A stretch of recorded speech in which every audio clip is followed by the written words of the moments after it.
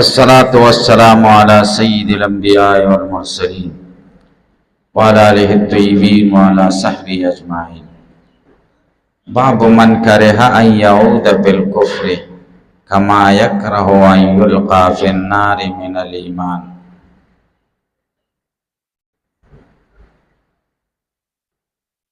دی باب کې درې خبرو ته ګورئ. اول دعوه د باب صدا او غرض د امام بخاری رحمه الله دی دعوه کې صدا.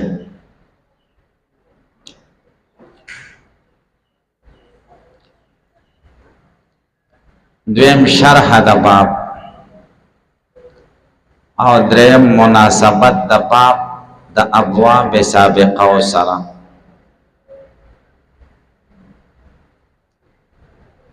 اول دعوه د باب صدا دی باره کې یو خدا عام شارحین رایه ده چې دعوه د امام بخاری رحمه الله په دې باب کې بیان دی وی شعبې کوي د شعب د ایمان نه چې هغه کراهیت دعوت په کفر دی او دا ثابتی چې ایمان ذو شعب دی او هر ذو شعب مرکبی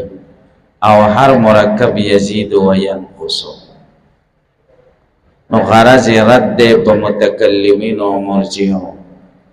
چې هغوی د ترکیب د ایمان قائل نه دي او هغوی د زیادت او د نقصان د ایمان قائل نه دي.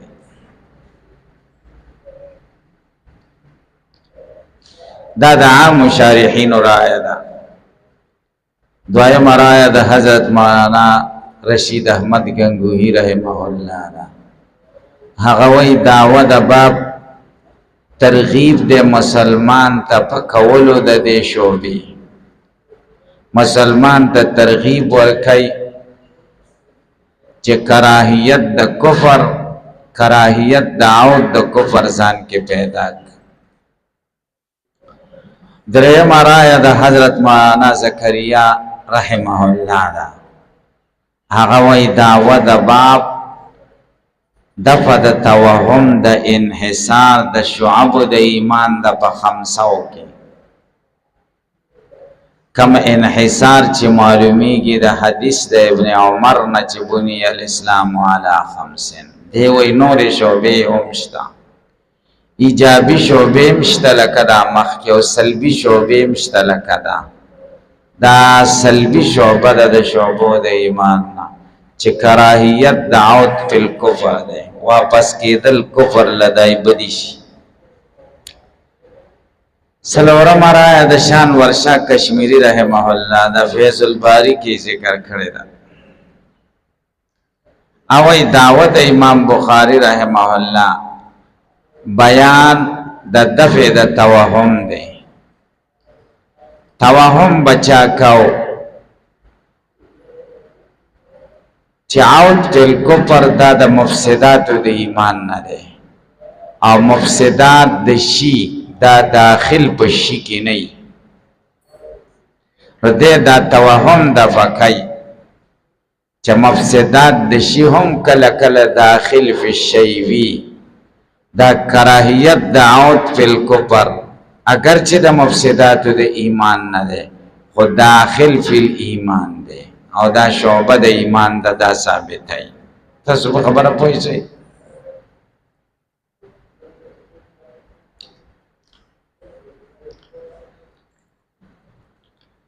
درېمه خبره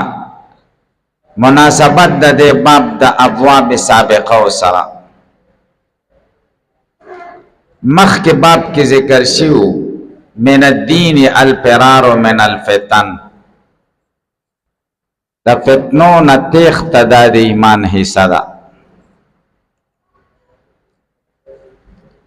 او دے کے کراہیت دعوت فی الکفر خی.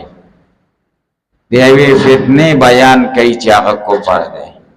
گویا کی دا تخصیص بعد تعمیم دے. التفتن عام ذکر شیو دلتا خاص فتنہ ذکر کئی چی کفر دے. دا یو مناسبت. دویم دا دی چې الته ذکر شو من الدین الفرار من الفتن، د فتنو نه تیښته دا د ایمان حصه ده. وس د فتنو نه تیښته دا به بقدر الکراهیت من الکفر. کفر دی چې څومره د کراهیت د کفر په زړه کې وي دومره به د تیښته تیزی. یا داسې ووایي چې فرار من الفتن د دې اثر څه دی؟ اثر کراهیت د کفر دی. گویا کہ مخکې فرار من الفتن ذکرو او دلته اثر ذکر کیږي چې هغه کراهیت د عود فی کفر دی. هلکه تاسو به پوه شئ فرار من الفتن څوک کوي چې چا په زړه کې کراهیت د کفر.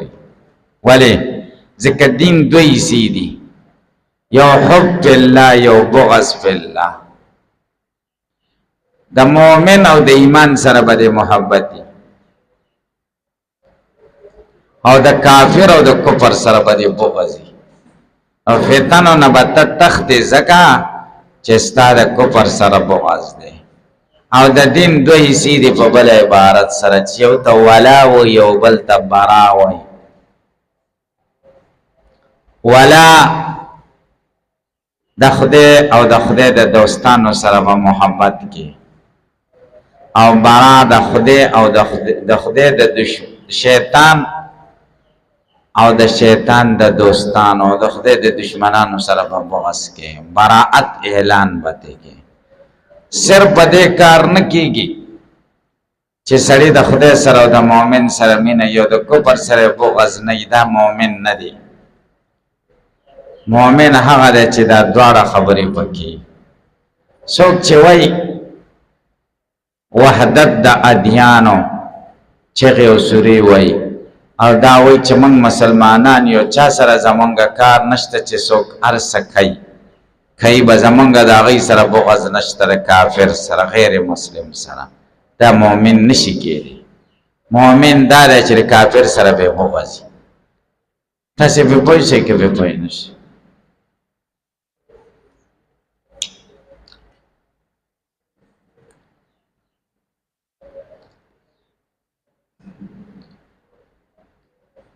دویم د دې باب قریب باب سره باب قول النبی صلی الله علیه وسلم انا اعلمکم بالله، دې سره څه مناسبت دی؟ دې سره مناسبت دا چې هغې کې ذکر شوي چې انا اعلمکم بالله، په تاسو ټولو کې په الله زه زیات عالم یما. نو هلته علم بالله ذکر او څومره چې علم بالله زیاتیږي هلته به کراهیت د کفر ذهن کې راځي. تاسو په خبره پوه شئ. نو کراهیت د کفر دا اثر د علم بالله دی. هلکه تاسو به پوه شئ څومره چې علم بالله ډېرېږي هلته به انوار د ایمان په زړه کې راځي. د ایمان رڼاګانې چې ستا زړه کې راشي نو په زړه پورې کنجونو کې چې څومره تیري هغه به دې بدې شي او د لویه تیاره کفر دی نو د کفر کراهیت به د ذهن کې راځي. هلکه تاسو په دې خبره پوه شئ. شرح د باب ته وګورئ. بابن هذا بابن خبر د مبتدا محذوف دی او من کرها ان یعود فی الکفر کما یکره ان یلقى فی النار من الایمان. من کرها دا مبتدا دا او من الایمان دا خبر ده. یو اعتراض به پتا سو وارد چې من کرها ان یعود فی الکفر، هغه څوک چې دا بد غني چې کفر ته واپس شي من الایمان دا د ایمان نه ده. من کرها د ایمان حصہ ده. نو من کرها خو د ایمان حصہ نه ده کړه ځکه من کرها خو ذات ده کړه. هلکه په پوه شئ من کرها څه ده او ذات خو شعبه نه، شعبه خو وصفی دا اوصافونه. نو څنګه وایي من کرها یعود فی الکفر من الایمان؟ هلکه تاسو به پوه شئ. یا اعتراض په بل عبارت سره وکړئ. من کرها مبتدا ده او دا ذات محض ده او من الایمان دا خبر ده، دا وصف و محض ده. او حمل د وصف محض په ذات محض نکیږي په داسې حال کې چې خبر خو محمولی په مبتدا دلته د حمل نه صحیح کی تاسو به جواب وکئ چې دلته په جانب د مبتدا کې مضاف حذف دی تقدیر د عبارت داسې دی بابن کراهیت من کرہ ان یعود بالکفر من الایمان بد گنل د هغه چا چې کفر ته واپس کېدل بد غنی دا د ایمان حصہ ده دا بد گنل د ایمان حصہ ده دا کراهیت د من کرہ دا د ایمان حصہ ده الکه تاسو به پوښی او کراهیت خو وصف د محمد د وصف محض راغه په وصف محض یو او دیم دار چې ذات علامه نشوا شعبه نشوا بلکې وصف شعبه شو د شعبو د ایمان الکه تاسو به پوښی د من الایمان د من کې درې احتمال دي یا دا من سببی ده یا دا من بیانی ده یا دا من ابتدائیه ده کمن بیانیه شنو د امام بخاری دعوه ثابتېږي چې کراهیت د من کرها دا د ایمان حصہ ده نو ایمان ذو شعب شا ایمان ده او کچرتا دا من سببی شنو بیا به معنا داسې شي کراهیت د من کرها دا په سبب د ایمان سره ده بیا کراهیت د من کرها په ایمان کې داخل نشو نو د دعوه ثابت نشو یا دا من ابتدائیه شنو بیا په معنا داسې شي کراهیت د من کرها دا ناشی دی د ایمان نه کفر سره کراهیت خلق ولې کوي دا د ایمان نه پیدا ده دا کراهیت د ایمان نه پیدا ده نو بیا خدا د ایمان اثر شو په ایمان کې داخل نشه نو د دعوه نه ثابتېږي چې ایمان ذو شعب شو هر ذو شعب مرکب او هر مرکب یزيد و ينقص الکه تاسو په دې یو احتمال کې د دعوه ثابتېږي قال حدثنا سليمان بن حرب قال حدثنا شعبة عن قتادة عن انس رضي الله تعالى عنه عن النبي صلى الله عليه وسلم قال ثلاث من كن فيه وجد حلاوة الإيمان من كان الله ورسوله أحب إليه مما سواهما ومن أحب عبدا لا يحبه إلا لله ومن يكره أن يعود في الكفر بعد إذ أنقذه الله كما يكره أن يلقى في النار. دا حدیث مخ کے باب حلاوت الایمان کے تیر شوه ده خیالم ده کنا حدثنا محمد بن مسنى قال حدثنا عبد الوهاب الثقفي قال حدثنا ايوب نبي قلابان انس النبي صلى الله عليه وسلم ثلاث من كن نبي وجد حلاوت الايمان الته دې کې فرق دا ده چې الته داوا بنا و په جزء اول د حدیث حلاوت الايمان او دلته داوا او ترجمه الباب بنا د په جزء اخیر د حدیث باندې جزء اخیر د حدیث څه دی ومن يكره ان يعود بالكفر بعد اذ انقذه الله كما يكره ان يلقى في النار دلته ترجمه الباب بنا شوی په جزء اخیر د حدیث او الته بنا شوی په جزء اول دا یو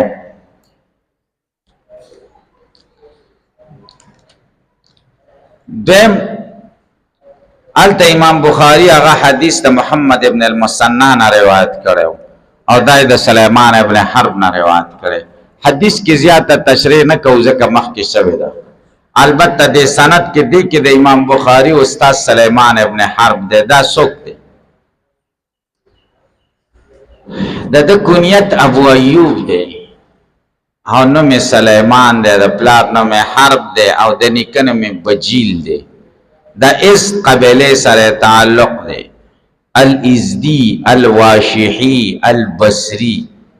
واشح د ازد قبیله یو شاخ نو واشحی مرتوی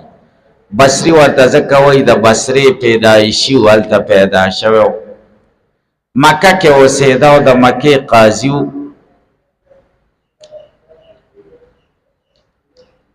امام بخاری رحمه الله دغه روایت کړي او امام ابو داود هم دغه روایت کړي دي او امام مسلم رحمه الله او امام ترمذی او امام ابن ماجه ددن روایات کوي خو په واسطه د یو رجل. مسلم وی عن رجلن عن سلیمان ابن حرب او ترمیزی او ابن ماجم دقه شان په واسطه روایات کوي. د توثیق ابو حاتم کړی دی، هغه وی امام من الائمه، د حدیث د امامانو نه لوی امام دی او ثقه دی. بیا وی لا یدلسو، مدلس نو، تدلیس نه کاو. ويتكلم في الرجال والفقه، اسماء رجال کم امام و فقه کی هم امامو. ابو حاتم رازی وی زده د مجلس کې شریک شوم درس کې. د درس نروستا طالبان خواره شو، اغازه خلکو ناپ کو چې سوچ وکړو اندازه اولګه ولا سلويغ زره کسان دلته ځایږي. د درس حدیث په حلقه کې بس سلويغ زره کسان شریکېدل. یو سلويغ هجری کې پیدا شوه او 240 هجری کې وفات شوه دی په بصره کې.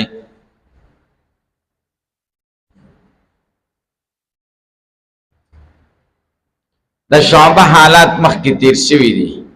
شعبه ابن الحجاج، د قتاده او د انس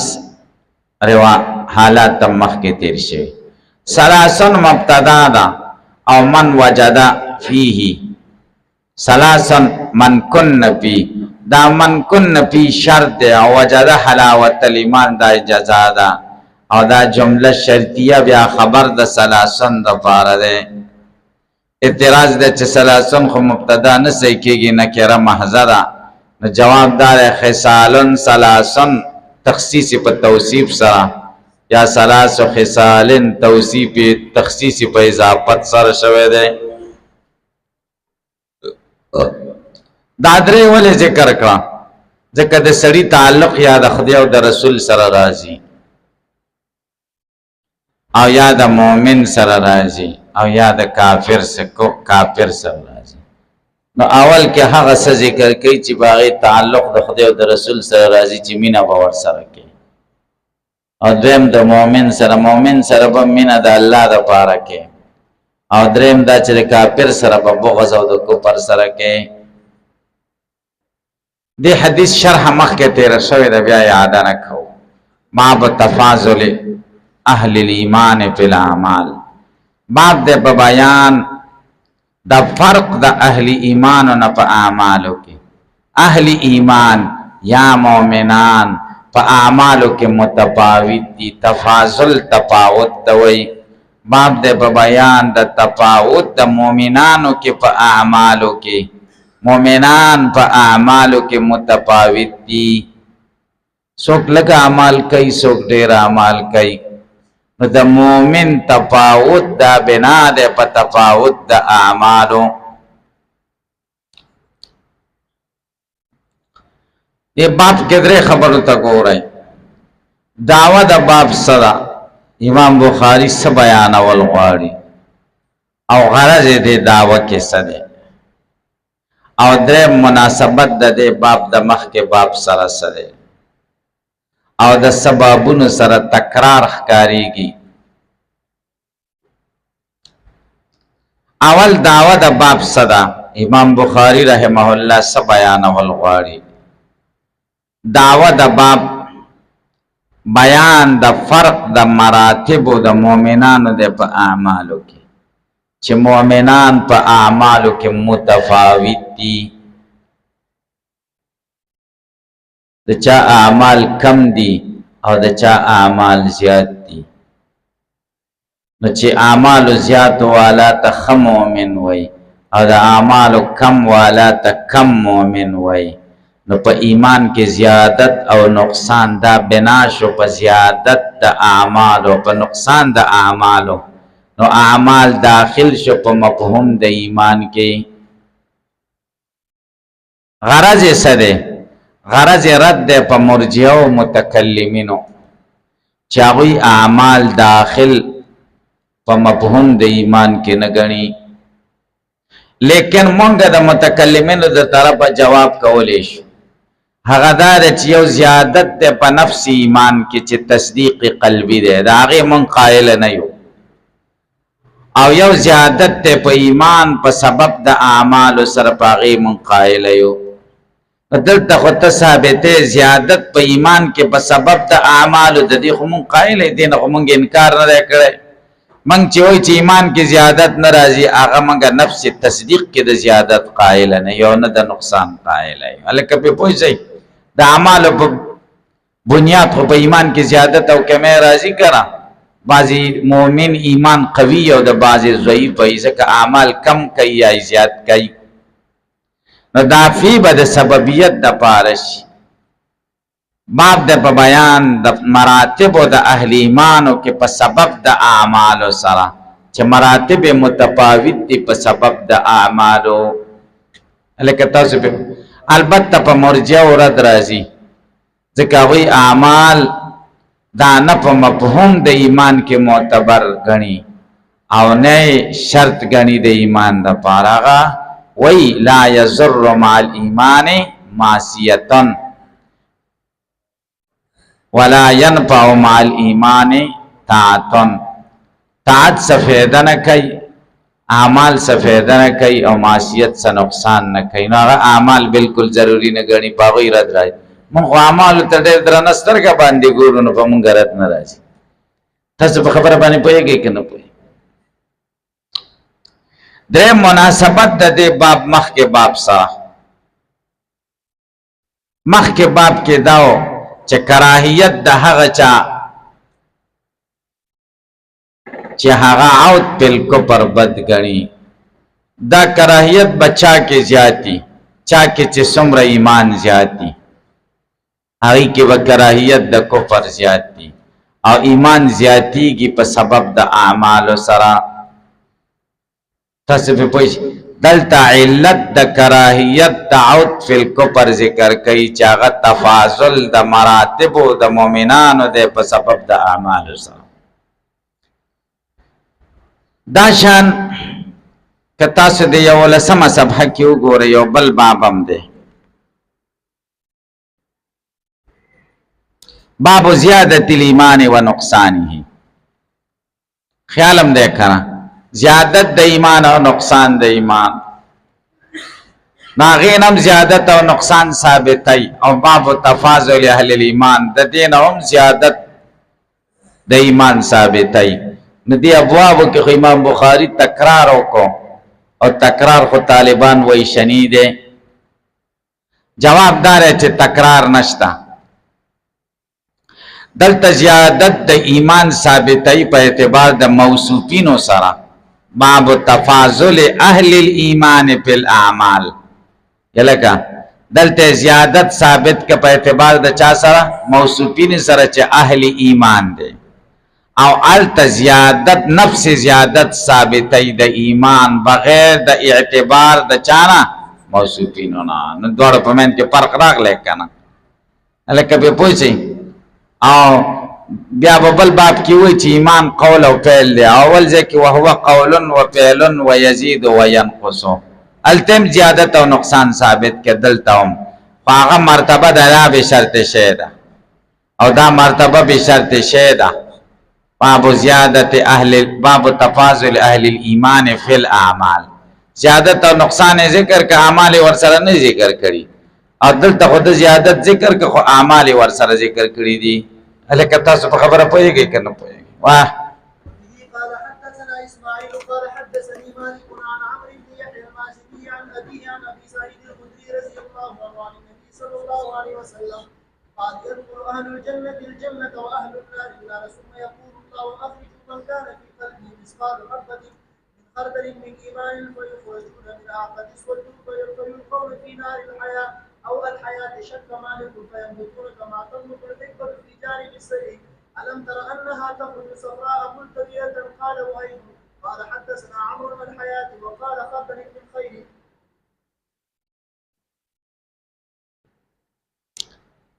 دې باب کې په معتزله او رد دي هغه مرتکب د کبیره مخلد فی النار غني او خارج غنی د ایمان نه او خوارج داخل په کفر غنی او معتزله د منزله قائل دی بین المنزلتين او د دوالو ډلو اتفاق دی چې دوزخ له څوک لاړل بیا را وتل نشتا نو مرتکب د کبیره مخلد فی النار دی شفاعت نه مانی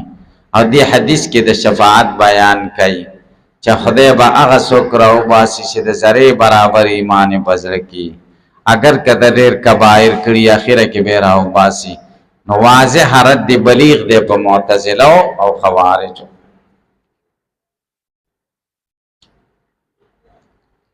دی کې د امام اول سند د حدیث ته وګورئ ادم تشریح د حدیث ته مختصر تشریح تا او درم حل د الفاظ مفرده او اعتراضات او جوابات اول روات نور ذکر شوی دی امام بخاری استاد اسماعیل دل تراغله دا څوک دی دا اسماعیل ابن عبد الله ابن ابي اويس ابن عبد الله ابن ابي اويس ابن مالک دا د امام مالک رحمه الله خورایو تخور زویو د امام مالک نو د نور اکابر او د امت نه روایت کړی دي او دا عظیم شخصیت او دارمی د روایت کړی بخاری ته روایت کړی او مسلم ته روایت کړی امام نسائی د روایت نه دی کړی ذکر امام نسائی اسماعیل ابن عبد الله ابن ابي اويس ضعیف غنل چې دا ضعیف راوی دی او یحیی ابن معین وای هو و والده ضعیفان اسماعیل او عبد الله چې پلار دی دا دواړه ضعیف دي په حدیثو کې او دارقطنی وای لا اختاره فی الصحیح خپل صحیح کې د روایت ځنه ذکر کوم ځکه دا ضعیف دی او حاکم وی عیب علی البخاری و مسلم اخراجهما حدیثه امام بخاری او امام مسلم باندې دا عیب د چې د اسماعیل ابن عبد الله حدیثی کتابونو کې نقل کړی دي ځکه دا ضعیف دی امام بخاری باندې چې جرح کیږي چې امام بخاری د ضعیف او رواتو نه روایت کړی یو دقه زیاده چې د اسماعیل ابن عبد الله نه روایت کړی دي یو د ذوق وجه ده ها لیکن لکه څنګه چې د اسماء رجال غنو ماهرین او د امت اکابرین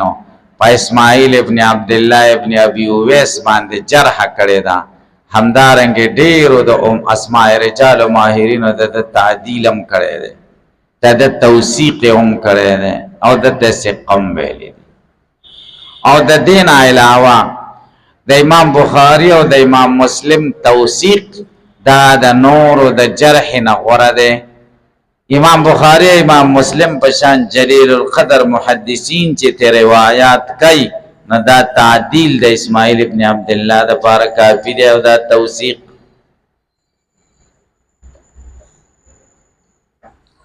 ابو سعید خدری رضی اللہ تعالی عنہ فرمائی چې رسول الله سلام فرمایلی داخل بشي جنتیان جنت تا واهل النار النار او دوزخیان به دوزخ ته لاړ شي خبره بخلاص شي د دوزخ نه بس خلق په سفارش راوځي او خلق به پاتې شي انبیا او تبداغوی د ایمان علم نه ځکه دا ایمان به خدای سره پټه معاملې ثم یقول الله بیا با الله وی ملائکو تا اخرجوا رو باسای من کان فی قلبی مثقال حبه من خردل من ایمان هغه څوک چې پزړه ده کې اندازه د یوې دانی من خردل د ورخاړي د دانه یا د وری د دانه د ایمان د وری وړه دانه ده د وری د دانه عمر چې ایمان پکې وي اق خلقم دوزخ نه راو ماسي فیخرجون منها دی براو باسی د دینه یا فیخرجون منها دی براو استلی شي د دین یا فیخرجون منها دی براو زی د دینار نه دروانه سي قد اسود دی بتک دور شوی فیلقون فی نهر الحیا او قال الحیات شک مالکن دی با د حیا په نهر کې یا د حیات په نهر کې واچولی شي. امام مالک شک کړی چې نهر الحیات او که نهر الحیات دی دا به د جنت نه بهر دروازه کې چې دوزخ نه کوم راوځي هغه جنت ته ځي نو هغه به د نهر کې غوپه کېږي، تر و تازه به شي، ښایسته به شي، توروالی به ختم شي. فکر تم خیال دی که نه؟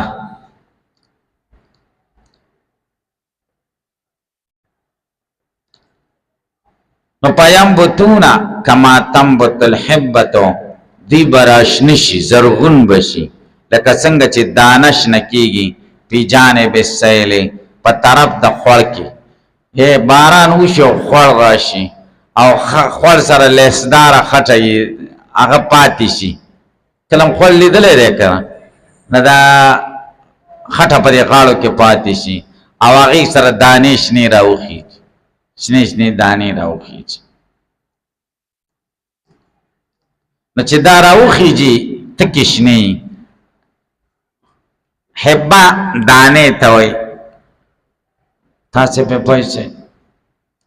علم ترا ته نه ګورې انها تخرج صفرا دا چې راوځي نو زیړی او ملتویتن ګډه وړی یعنی یو په بل کې ورننوتي دا پاڼې یو په بل کې ورننوتي ګڼي دقه شانې لکه هغه چې څنګه تازه یي دا به مقش دا تشبیه په څه کې ده؟ دا په سرعت تغییر کې ده.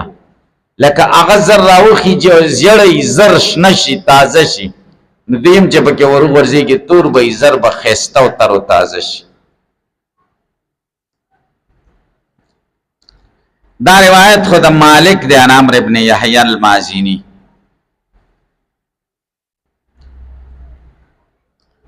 بیا د عمرو ابن یحیی المازینی بل شاګرد دی داغه نوم وهیب دی. وهیب قال وهیب وی حدثنا عمرو الحیات مونږ ته حدیث عمرو ابن یحیی المازینی بیان کړی دی. الحیات فیلقون فی نهر الحیات هلته خو شک وکنه دلته شک نشته ده په روایت. وقال خردل من خیر دا په اندازې د دانې د وری من خیر هلته من ایمان او د مالک په روایت کې دکې من خیر د خیر. هلکه تاسو په خبره پوهېږئ که نه پوهېږئ؟ دا وهیب او د امام مالک په دې روایتونو کې څلور فرقه دي. هلکه تاسو لږ متوجه شئ. یا امام مالک عنعنه کړې وه قال حدثنا مالک عن عمرو بن یحیی المازینی او د تحدیث کړی قال وهیب حدثنا عمرو. هلکه دا یو فرق پې پوه شئ. دیم فرق هغه شک کړی و فی نهر الحیا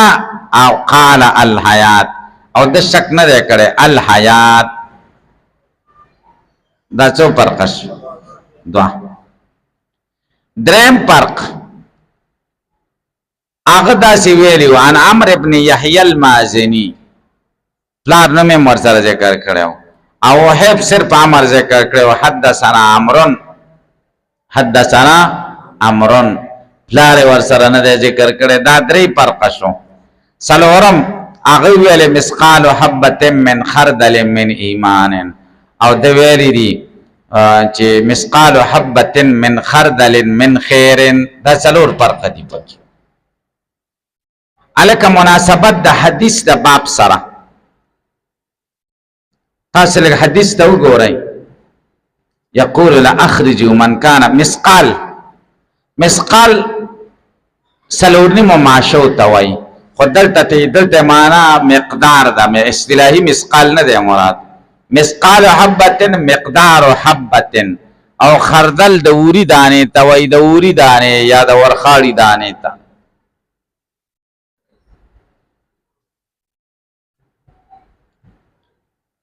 مناسبت د حدیث د باب سره باب کې تفاضل د اهل ایمان او په اعمالو کې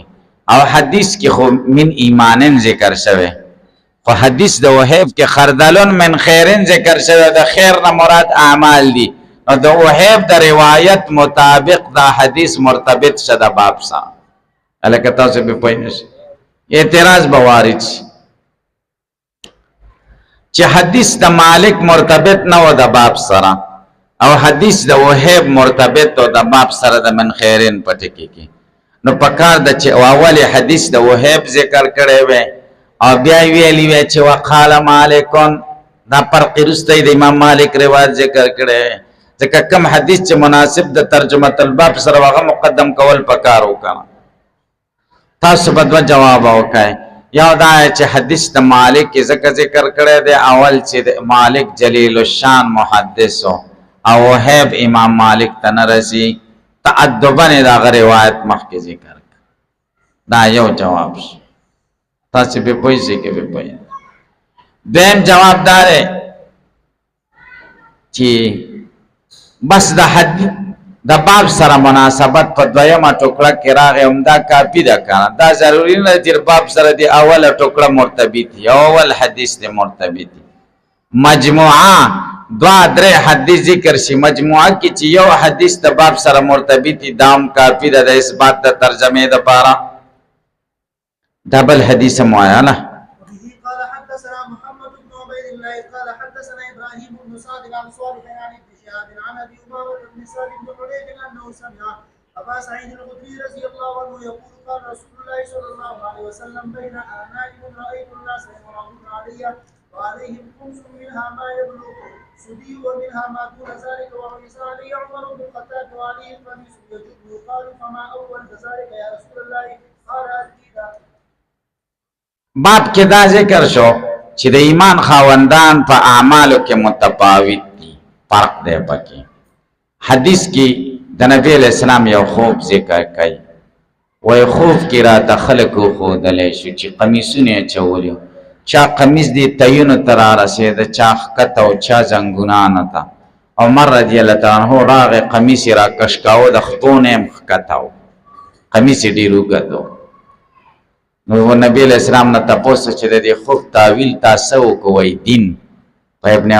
عمر رضی الله عنه کې دین زیات دی نو تفاضل د اهل ایمان په اعمالو کې راغی دین خو عبارت د اعمالو نه دی کنه حدیث مناسب شه د باب سره کنه الک یو عالم رویای او یو عالم مشاهده په عالم مشاهده کې څه سيزونه دي چې هغه په عالم رویا کې او کتلې شنو دا غینه بازي سيزونه مراد دي لکه پای په عالم رویا کې په عالم مشاهده کې پای دي او په عالم رویا کې علم ده قمیص په عالم مشاهده کې قمیص ده او په عالم رویا کې دین ده الکه تاسو په پوهیږئ کې په پوهی نه شئ اس دا په عالم مشاهده کې او حس کې اس ده او په عالم رویا کې دا نفس ده دا سينور سيزونه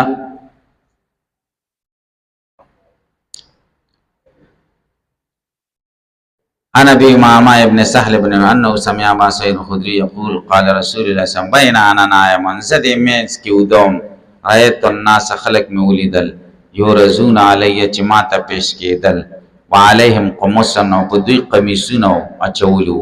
منها بعض د دین ما یبلغ السدی اغه چې تینو تر رسیدل ومنها بعض د دین ما هو دون ذلک واورز علی عمر بن الخطاب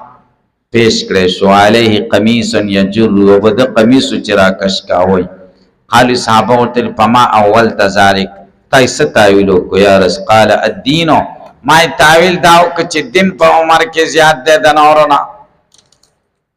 او سوال دار چې بیا خو عمر د ابوبکر نه زیات شو ځکه دین په کې زیات ده